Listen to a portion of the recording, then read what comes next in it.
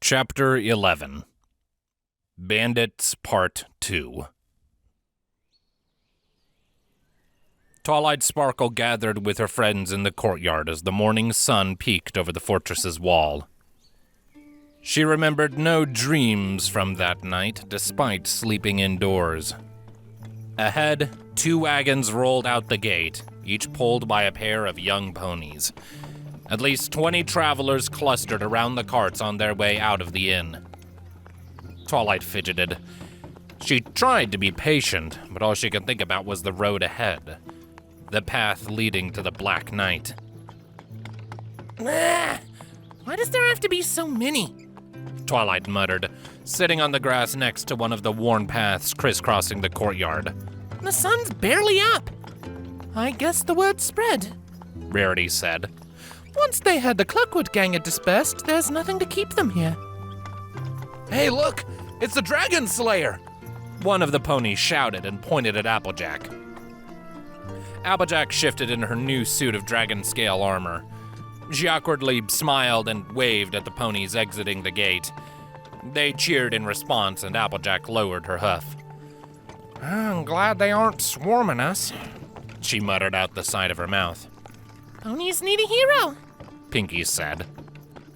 Applejack looked down at her hooves. All I did was finish what my pa started. Don't make me some storybook heroine. Rainbow groaned. Dude, you killed a dragon. Stop being so modest already. If it were me, It was you, though, Applejack interrupted. Well, all of you. It was your quest, Applejack. We just helped you finish it, Rarity said. Pinky looped a foreleg over Applejack's shoulders. Don't you worry, Applejack. Auntie Pinky will make sure they get the story straight in the songs they're gonna sing. Applejack raised an eyebrow at Pinky. Songs, eh? Pinky nodded. You betcha. Twilight turned her attention back to the gate. The lead cart cleared the drawbridge and she stood up, ready to finally be on their way. Before she made it 3 paces, one of the second wagon's wheels slipped off the edge of the drawbridge. The axle hit the wooden planks with a thud, followed by shouts of surprise.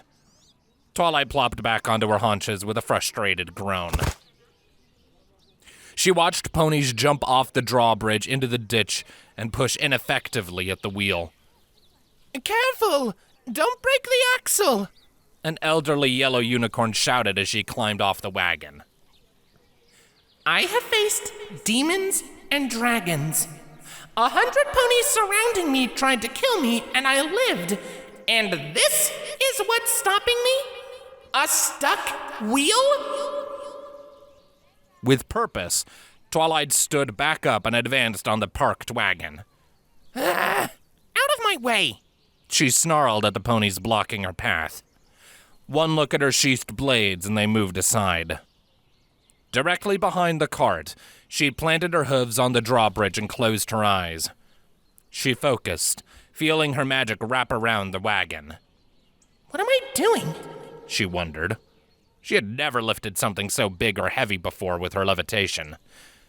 She started to pull upward, and startled gasps filled her ears as the wagon shifted. Twilight cracked one eye open. The cart floated in front of her, a hoof span off the drawbridge. The 2 ponies in the harness squirmed, their hooves barely in contact with the wood. She hardly felt the weight. Both eyes open, she levitated the wagon gently forward until all 4 wheels had cleared the drawbridge. Lifting the cart, ponies, cargo, and all only became taxing when it was multiple pony lengths away from her. She eased the wagon onto the ground and let her magic fade. I'm that strong? She realized. A nearby pony exuberantly clapped her on the back. That was amazing, Twilight! Pinky said. Twilight stared at the wagon while the ponies around her thanked and congratulated her. Was I always like this? She wondered. Or did I become this strong? Like with the rest of her magic, she had never pushed her levitation to its limits. She had never needed to. When my swords cut through armor, is it the sharpness of the blade or the force behind the swing? When the mare who had climbed down off the wagon extended her hoof, Twilight turned her gaze away from the cart. Thank you so much for your help, the mare said as Twilight took the offered hoof. Never in all my days have I seen a unicorn as strong as you. You're Twilight Sparkle, right? The one who dealt with the bandits? Twilight blinked, shaking the mare's hoof. Yeah. The mare released Twilight's hoof and peered over her speckles. Sorry, I have you at a disadvantage. My name is Crystal Clear. She smiled warmly. I think we've met once before, though you probably don't remember me. Crystal Clear. Twilight went over the name in her mind. It seemed familiar, somehow. Then it clicked. She had seen the name on the cover of a book. Did you write The Fall of the Old Crystal Empire? She asked, her eyes widening. Here before her was a renowned Canterlot scholar. Crystal Clear chuckled. I did. I'm glad to see some pony read my book in that dusty old archive. Twilight narrowed her eyes. What's wrong with Candlekeep? They walked across the drawbridge while they talked, meeting up with the wagons on the far side. Oh, nothing, Crystal Clear said. It's a great archive. I spend a good deal of time there doing my research. It is a terrible library, though. Very hard to get access. Books should be read by every pony, not just the elite. It was pretty dusty, Twilight, Pinkie commented. Twilight relaxed. Oh, I can't disagree with that. I guess we met in Candlekeep? Crystal Clear nodded. We ran into each other. Literally. Twilight cringed. Sorry. Oh, you were little then. Crystal Clear smiled. It probably hurt you more than it hurt me. I should warn you, I don't know exactly what happened to the Cloakwood Gang. There could still be dangerous ponies lurking on the road. It's only been a day. Maybe you should wait a little longer before leaving, Twilight said, glancing at her group. They were waiting for her beyond the wagons, except for Pinkie Pie. She couldn't spot Pinkie anywhere.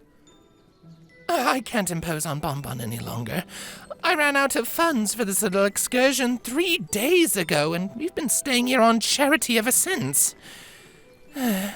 Crystal Clear sighed. We lost our supplies going through Cloakwood. And even though I didn't have to pay for the mercenaries protecting us anymore, I spent most of our budget resupplying in town.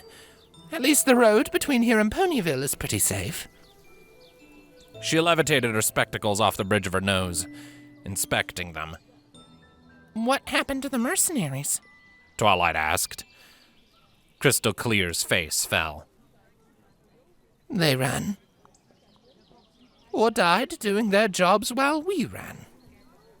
She wiped some dirt off the lenses with a cloth.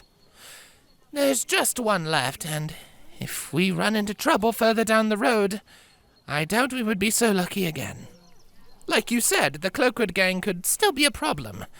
They operated all along the coast road. Some of them probably don't even know what happened to their base of operations. But I've got to risk it. I have to see if the reports of this Crystal Princess are true. Twilight raised an eyebrow at Crystal Clear. Crystal Princess? All these ponies here are traveling to see her. Crystal Clear gestured at the group around them. They say she's an alicorn, a demigod of old, reborn in the flesh. If she's real, I'd give anything for just a glimpse. Twilight blinked. Where? What reports? You haven't heard of her? Crystal Clear asked, placing her spectacles back on her nose. Even with all the trouble on the road, news got as far as Canterlot. Allegedly, she's been stirring up a storm in Manehattan. She peered at Twilight. Have you been living underneath a rock? Behind a wall, actually, and after that, on the road. Twilight rubbed her chin thoughtfully. I doubt any of the ponies I've spent much time with would have considered stories about an alicorn in Manehattan important. It sounds like a fanciful rumor at best. Crystal Clear shook her head. Oh, I did not drag myself out of retirement for a rumor. Maybe there is no alicorn, but something is going on there, and I'm going to document it. She grinned gleefully. Twilight started when she glimpsed the edge of a hatchet flash in the sunlight, clutched in the talon of a black-feathered griffin, lurking around the corner of one of the wagons. Pinky stood next to him, chatting with another pony, apparently unaware. Pinky! Behind you! Twilight shouted, immediately stepping between the griffin and Crystal Clear while she drew her sword. Pinky turned, glanced at the griffin, and giggled. You're right, Twilight. You're behind me. The griffin didn't even blink. It's time to leave, ma'am. He addressed Crystal Clear while he stepped fully into view. His accent was foreign, his speech brief and clipped. Thank you, Crystal Clear said. Twilight, this is Blackwing. He is paid to protect me. Twilight awkwardly sheathed her swords, the ponies around her staring at her. They must think I'm crazy, she thought. Pinky affectionately wrapped her forelegs around Blackwing's neck. He's the bestest griffin ever. He's the first one I've met who's not a big meanie. Blackwing remained unfazed, even with Pinky clinging to him. Oh, I know. We could travel with him. We're both headed for Manehattan, Pinky said. That's actually a great idea, Twilight said, her excitement rising. What do you say, Crystal Clear? We could help protect your group on the road, and we could talk all about your books. She grinned hopefully. Oh, I'm afraid we would slow you adventurers down, Crystal Clear said as she climbed into her wagon. I'm not young like you. My knees aren't made for long walks anymore. They have to cart me around now when I need to go places. But... Twilight stammered. Crystal Clear held up a hoof. That said, if you want to travel alongside us, you are more than welcome. She smiled. It's not like I could stop you, after all.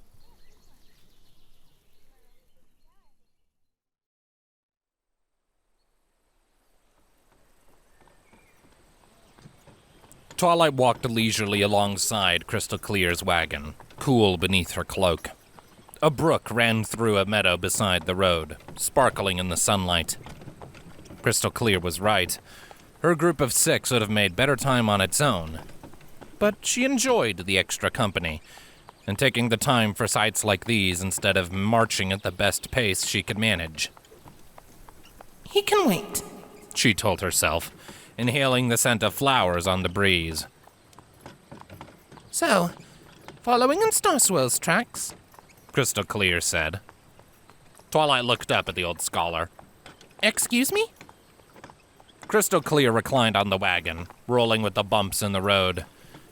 She stared up at the sky. Oh, you're an adventurer like he was, out solving the Sword Coast problems. And you're also a wizard, a strong one from what I've seen. Did you know him? Twilight asked. Not well, but he was pretty notable. Not many ponies have been called Archmage, Crystal Clear said. The thing that I remember most clearly is him chasing after a certain little filly. That beard of his a nice brown color.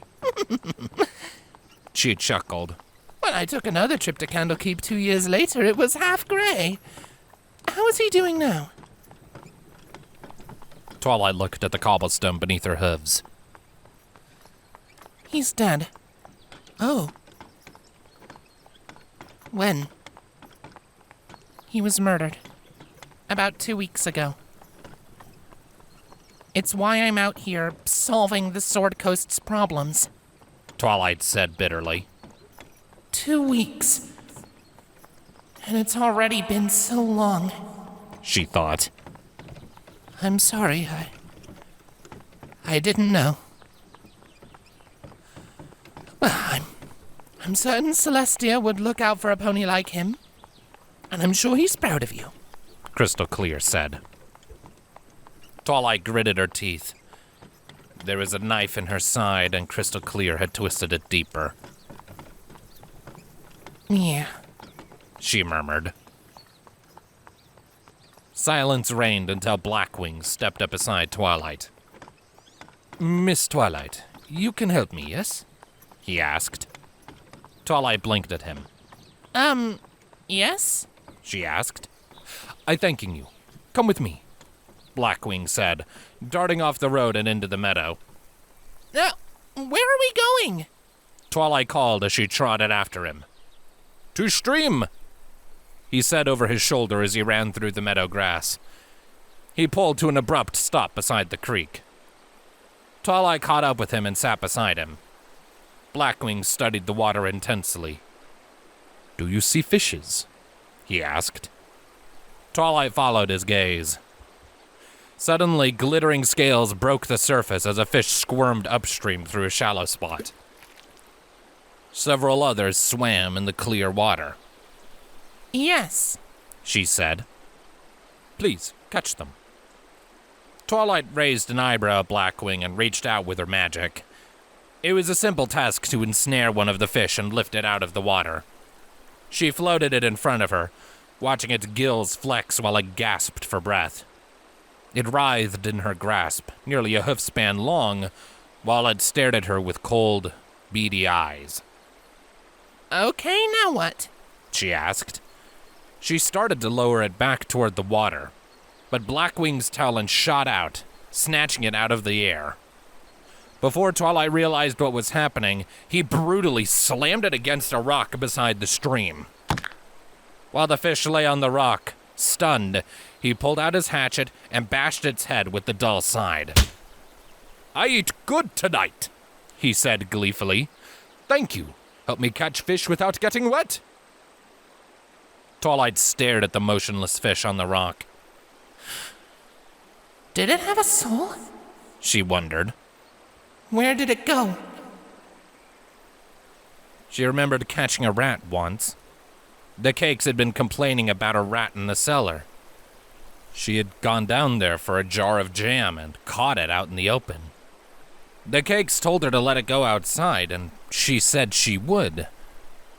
But instead, she had found somewhere secluded and experimented. She had killed it. She had held it while it looked at her and snapped its neck, just to see what would happen. I didn't understand. I was young, she told herself. It was what Starscroll had said when he found out. I was young. Catching more, please? Blackwing said. Twilight shook her head, trying to clear the memories. She turned away from the stream. I'm sorry, I have to go, she said. She trotted quickly back toward the road. That is okay. Not much ponies have stomach for hunting, the Griffin said after her. She remembered Starscroll saying, Every life matters. Starscroll had told her the rat had a soul. If a rat has a soul, does a fish? She wondered. Did I just partake in the murder of a fish? Animals hunted each other. It was only natural. And a few ponies, particularly among the Pegasi, liked fish. Does it matter? If it was alive, it would die from something. Life matters, she thought. She knew that much. Something happened every time she killed, and it wasn't good. But where is the line? She wondered. At some point, life had to come to an end. Sometimes she was the one who had to end it. Did I really do the right thing when I let Gilda go? Or Trixie? She asked herself. She didn't think she would ever know the answer.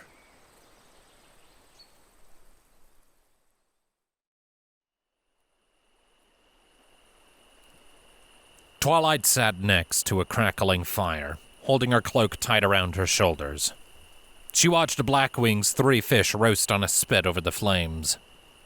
Nearby, Blackwing scraped a whetstone along the edge of his hatchet, filling the crisp night air with a grating sound.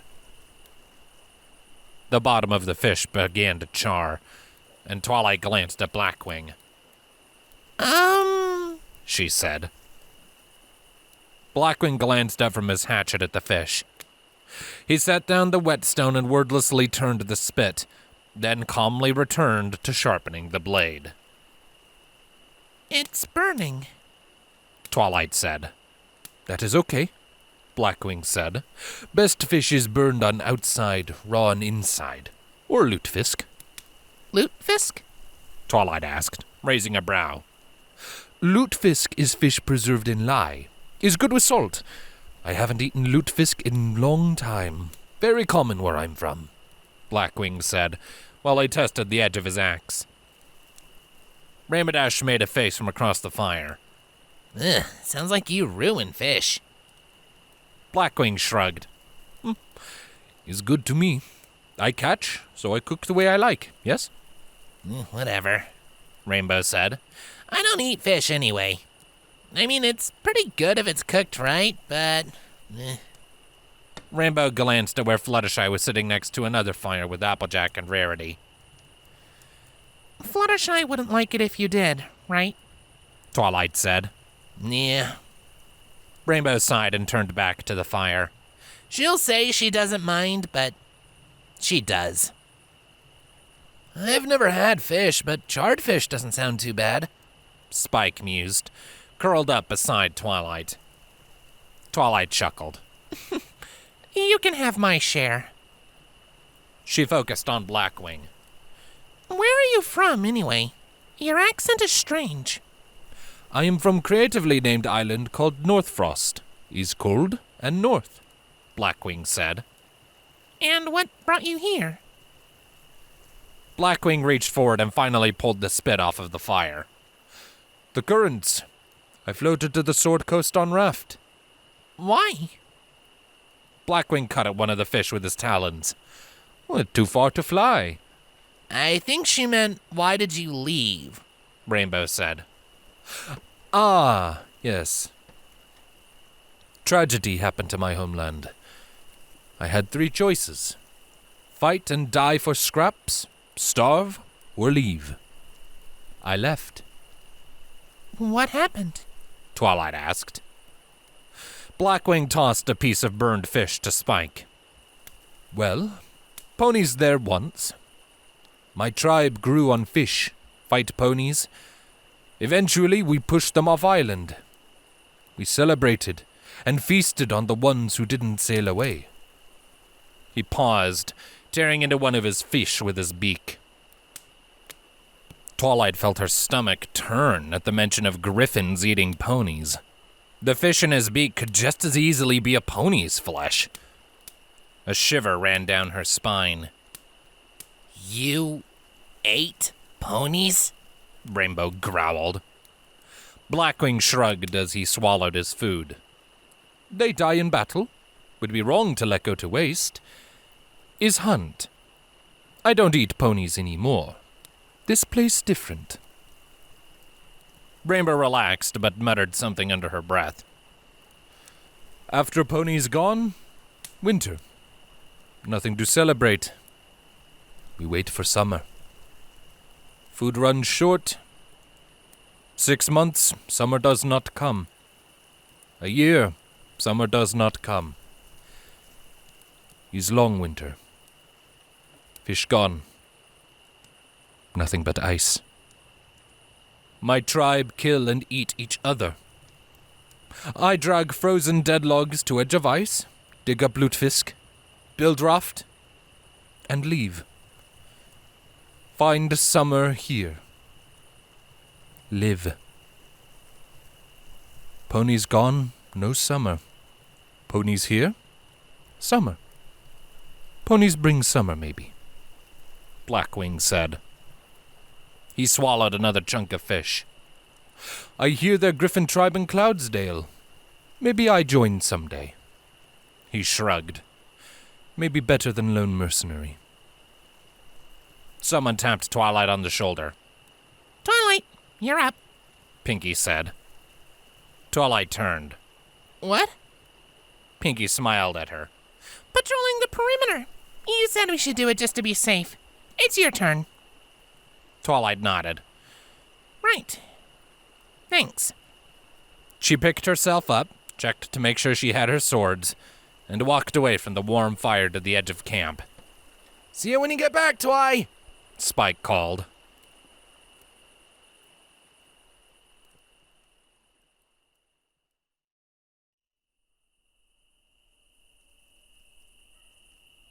Patrolling beyond the glow of the fires, Twilight let her eyes adjust to the dark rather than rely on her horn. If there were thieves lurking in the night, it wouldn't do much good to give away her position so blatantly. Laughter and conversation from the campsite lingered in her ears. The pink one gone? Twilight froze when a male voice, much closer, cut through the night. Yep. Time to get a closer look. A second speaker, female, said quietly. Brambles crackled, and 2 ponies emerged from a thicket. They crouched low and moved quickly toward the camp. Twilight waited, stock still, until they passed her in the night. She lost track of them a few seconds later. Letting out a breath she had been holding, she cast a spell, and a cloak of invisibility descended over her. Her hoof fall silenced by the magic, she trotted after the scouts. Don't spook them. See what they're up to, she told herself. She scanned ahead, her eyes peering into the darkness, but saw nothing. Can't lose them, she thought, and moved faster. Her hoof suddenly struck something warm, and she tripped. She fell silently, the impact muted by the spell, but not painlessly. Her left shoulder bashed against a rock as she hit the ground. What the hell was that? The stallion hissed in the darkness. Gritting her teeth to hold back a pained groan, unlike the spell Starswirl had used to hide her, this one still allowed her to speak. Twilight picked herself up. She caught a glimpse of a metal blade flashing in the moonlight. What are you talking about? The mayor said. Put that away and be quiet. The voices came from 2 dark patches on the ground. After looking carefully, Twilight made out the outline of 2 ponies hidden beneath their cloaks. The glint vanished, and she heard the brush of fabric on metal. Did you hit me? The stallion asked. You're crazy. Focus, the mayor answered. See the armor that one's wearing? Twilight glanced at the camp. Sure enough, Applejack was in plain view, her armor glittering in the firelight. Oh, looks fancy. Wonder what animal it's made out of. Wouldn't want to tangle with her. She's just one pony. See the Pegasus with the funny mane? You mean the hot mane? The stallion said. She and the Griffin are about the only other ponies who look threatening. Should be easy pickings, the mayor said, probably rolling her eyes. Let's go. Twilight hesitated a moment as they crawled backwards. If she went back to tell her friends, she risked losing them. If she took them captive and interrogated them, they were as likely to lie as tell the truth. I'll follow them to their camp and come back when I find it, she decided, as they got to their feet.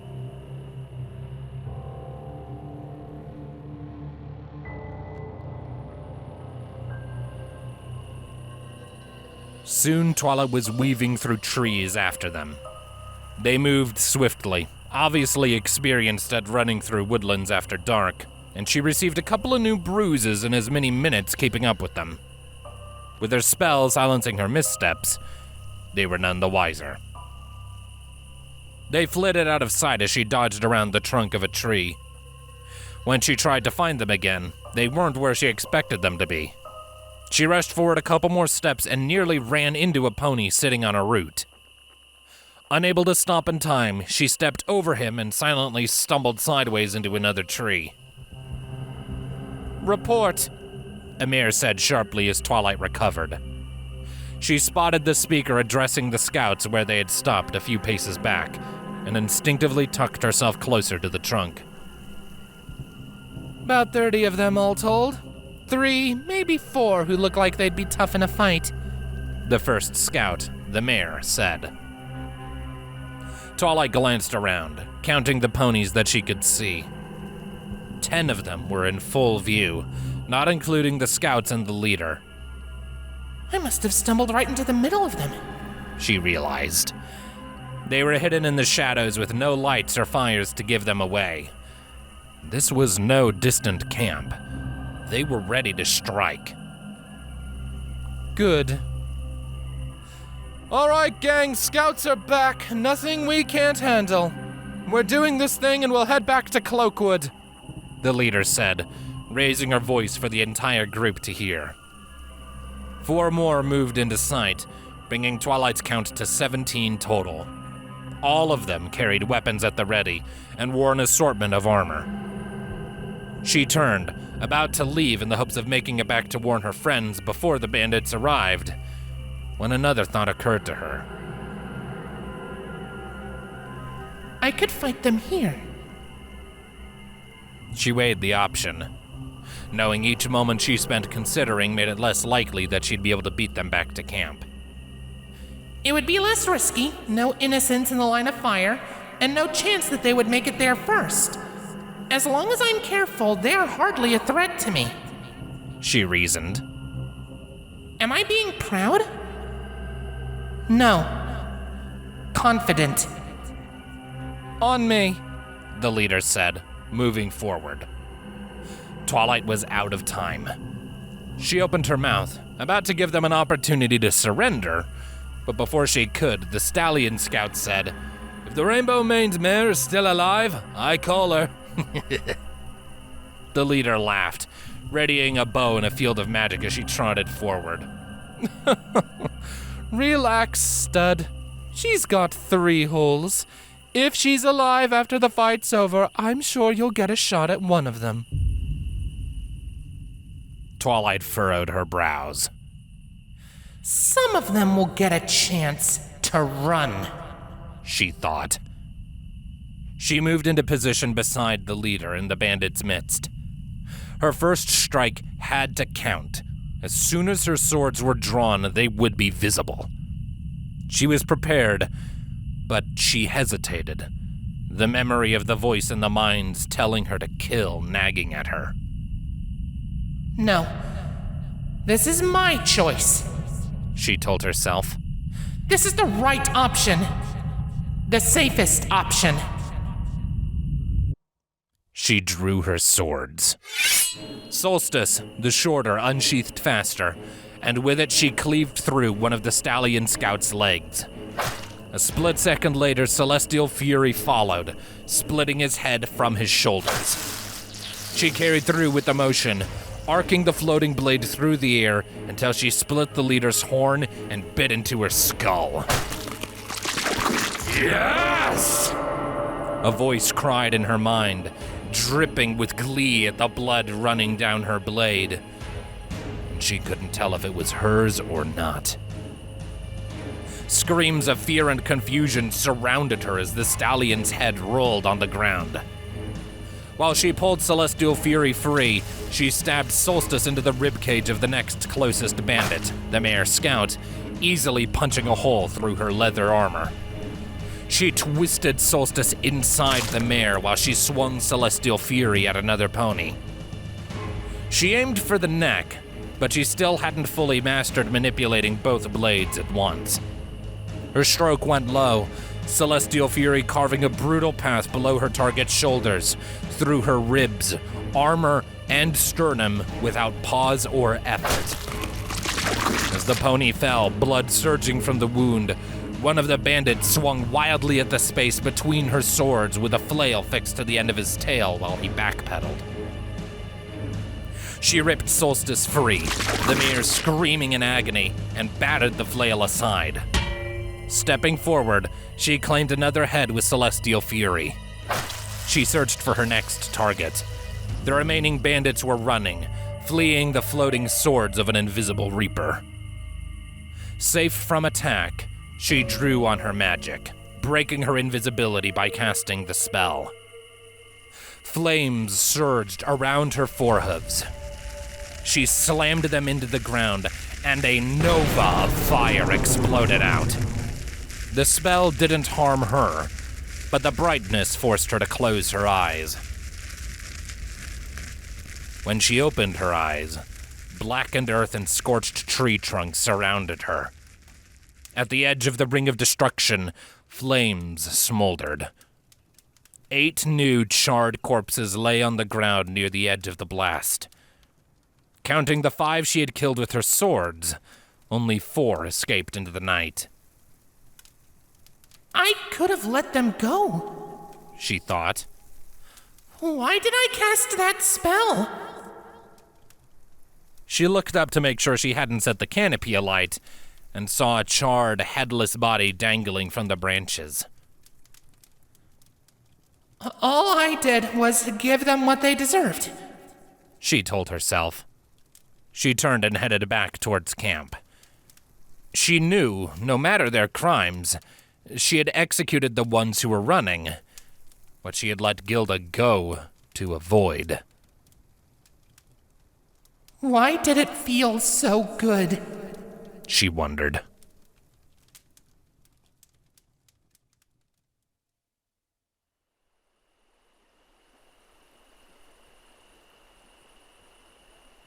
Twilight paused on the grass between the camp and the forest, hearing the sound of her friends calling her name. Twilight! Twilight, you out there? Here! She answered, approaching the firelight. When she reached the edge of the light, Applejack intercepted her. Why didn't you answer sooner?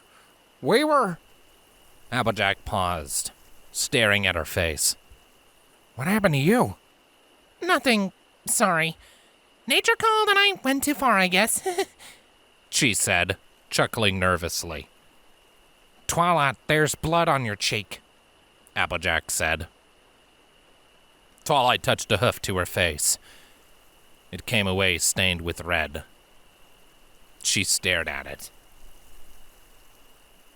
What aren't you telling me? Applejack asked. I, scraped it. In the dark. Twilight lied. Applejack glared. Don't lie to me, Twilight. That's not a cut. Tell me what happened. I don't know, Applejack. I killed 12 ponies and I liked it. Twilight thought bitterly. How do I tell her? She sighed. Look, I didn't plan it, but I got in a fight alone. A fight? Are you okay, darling? Rarity said. I'm fine, Twilight said. She tore her gaze away from her blood-stained forehoof and looked up. Second to find her, Rarity stared at her with concern. If she knew what I did, she wouldn't look at me like I was a victim, Twilight thought. Why'd you fight alone? Why didn't you get help? What happened? Applejack asked, stepping closer. Because it was safer to deal with on my own. Nobody else could get hurt, Twilight thought. She avoided Applejack's eyes. She opened her mouth, searching for the right words, but Rarity saved her. Applejack, stop interrogating her! Rarity moved to Twilight's side, leaning into her comfortingly while shooting a glare at Applejack. She's obviously shaken. She turned to Twilight. Come on. We'll get you some rest, and you can tell us all about it in the morning. They won't be a problem anymore, will they? No. They won't, Twilight said.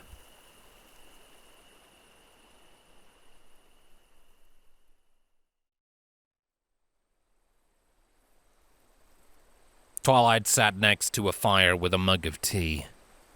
She inhaled the steam, purging the crisp air from her lungs. Her dream that night was still burned in her mind. It wasn't like the others. No specter haunted her, and in a way that made it worse. She remembered it clearly. She stared at her forehoofs. Red clung to them. They would never be clean again. She laughed. She wanted more. There, a white unicorn in front of her, in the center of a shadowy room. He had a black thorn in his chest, buried in his heart. He stood before the monster, valiant. She lunged, teeth and fury, and he was powerless before her. She tore the thorn from him, savoring its taste as she swallowed it. Power surged within her. She cast the body aside. It was worthless to her. Wings of shadows spread from her shoulders. She gazed upward to her ascension. 12 black-feathered wings shrouded out all light from the sky above, radiating from a blazing red central eye. No sun could reach her now. She started to rise. The eye opened, revealing a maw of sharp, bloody teeth. The moon flashed, a full silver orb, pure and radiant. It blew aside the wings, leaving only a flurry of feathers falling around her. She stopped rising. Above, she saw her mark blazing in the sky, the 5 lights of her friends around it. She held the warm cup in her hooves and brought it to her lips, taking a sip. The dawn behind her flashed on the surface of the liquid, forcing her to close her eyes for a moment. Her mark blazed as an afterimage. She blinked, and it was gone. In my dreams, I'm a monster. In the light, I don't know what I am, she mused. Was the Black Knight trying to kill a monster? She wondered. So, how many were there? Rainbow asked. She and the rest of her friends were sitting around the fire with Twilight. There's no use hiding. Twilight decided. 17. I killed 13. 4 fled, she said. Rarity gasped. Fluttershy's eyes went wide. Of all of them, Pinky seemed strangely calm. You fought 17 bandits alone? Applejack yelled, concern in her eyes.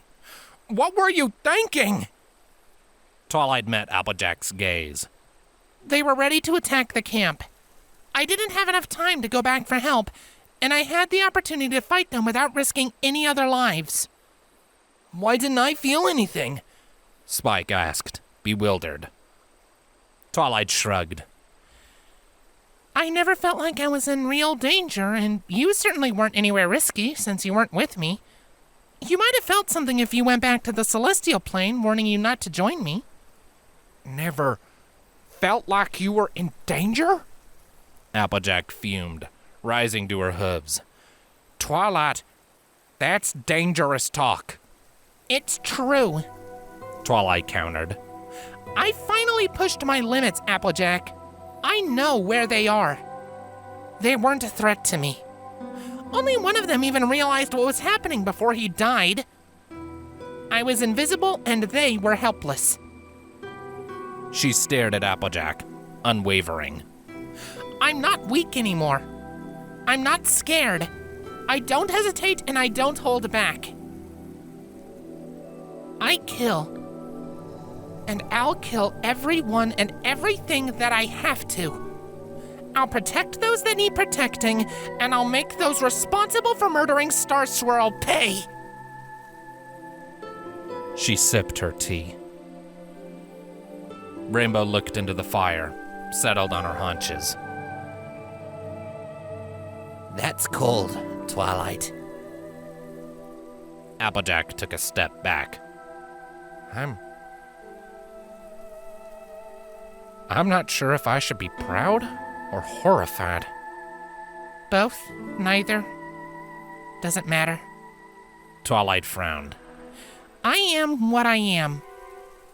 I was innocent once, and the Black Knight took that away from me. Now I'm a killer. Maybe that is horrifying, but sooner or later something would have happened.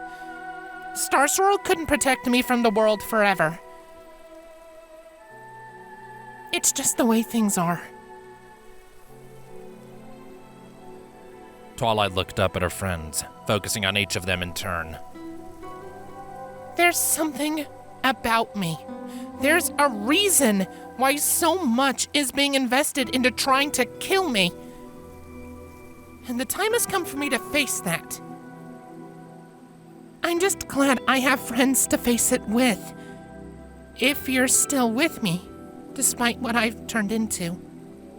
Through eternity, Pinky said immediately. I'm not gonna let you down. Rainbow smiled.